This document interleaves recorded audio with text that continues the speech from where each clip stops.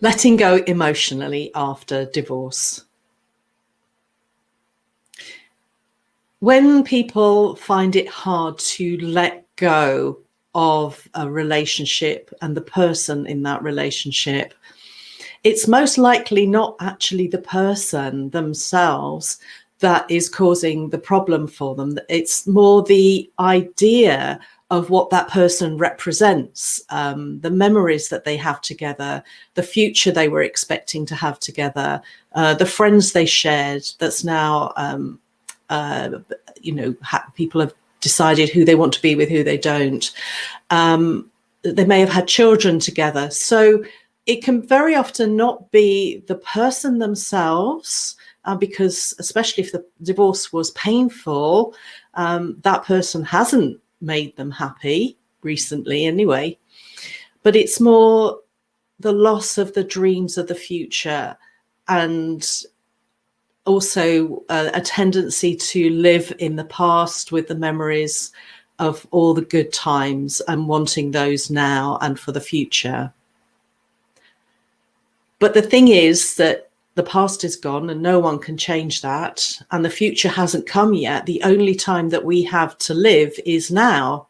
So it makes absolute sense to make the present where we live now as good as it possibly can be. And if you can make it as good as it can possibly be, and even better than the past, then it's going to be so much easier to emotionally let go and move on. And you might say, well, that is all very well to say, but how do I do that? And I have got some quick tips and ideas for you as to how you can start that process. Now, the first one is pretty obvious, but it's also important to be conscious of this, is that you have to make a decision to actually do it. You have to say to yourself, enough is enough. I can't wallow anymore. I can't be in this place. It's not making me happy. It's time to make the changes and move on and just see where I get to.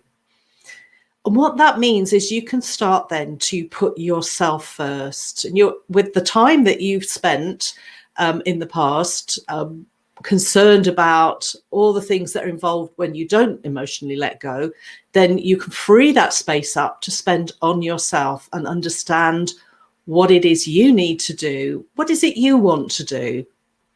Think about that. What is it you want for your life? What are the dreams that you haven't pursued yet? What did you want to do as a child that you haven't done yet? So allow yourself to dream for your future. They can be small things, it can be big things that are going to take longer, but allow that process to begin of looking towards a future that is going to be one that you actually would like to live in. It can also be helpful to declutter your physical space and to make the space your own. If you're still in the house or the property that you lived in together, then absolutely essential to make it your own and move on the things that really don't serve you anymore. Maybe things you didn't like at the time when you were in the relationship, but are now holding on to for maybe sentimental reasons. It's, those are the sort of things it's time to move on. Also check for any codependency in the relationship that may be holding you back. And that is really where we're expecting somebody else to fulfill a gap that we have. So it might be that you felt safe and secure with that person, that your future was safe because they were going to be there. The truth is that we have to find that space inside us where we feel safe with ourselves. And the more you understand yourself, the more you undertake personal development or self-care and those sort of things, the more confident you will be that actually you are capable of looking after yourself and making good decisions for yourself. So have a look for those codependency traits. They can be fear of handling the finances, fear of doing things around the house, just concerns that you felt that your partner was good at and you weren't so good at, and while they were doing them, you didn't develop those skills. It can also be helpful to develop gratitude for what you have got, and it can be simple things, really important things, like food on the table, a roof over your head, warm clothes, whatever. All those little things, they're big things really, and develop an attitude of being grateful for what you have. If you can make a list and look at it morning and evening, that can really help to lift your mood. It changes things inside. And it can also be helpful to have uplifting music and dancing or whatever it is that is going to lift your spirits and give you that energy that you need to say, right, yes, I can do this. I'm moving forward. Now, we couldn't talk about letting go emotionally if we didn't talk about forgiveness. And a lot of people back away from that because they feel that if they forgive the other person for what they've done, then that's the same as accepting or condoning their behavior, or accepting that what they did was okay when it isn't okay. But actually, it's not the same thing.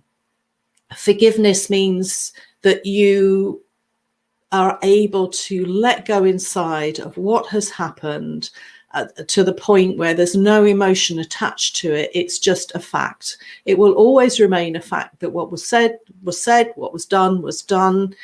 But you don't have an emotional attachment to it.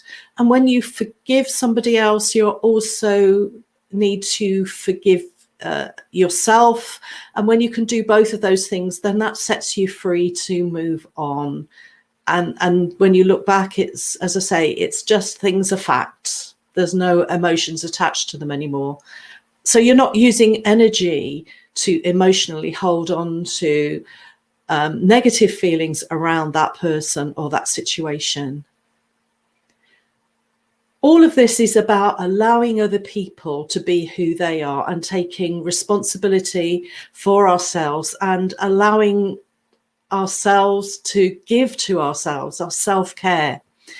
And it remains true, doesn't it, that if you're emotionally attached to somebody but they're not making you happy, then that's not really going to create a good life for you. So your ex hasn't made you happy. Even if you were happy in the past, certainly what's happened recently hasn't made you happy. So it's your task, if you like, to make yourself happy. And then when you make your present happy, when you're happy in yourself, then you know you're well on the way to letting go emotionally after divorce.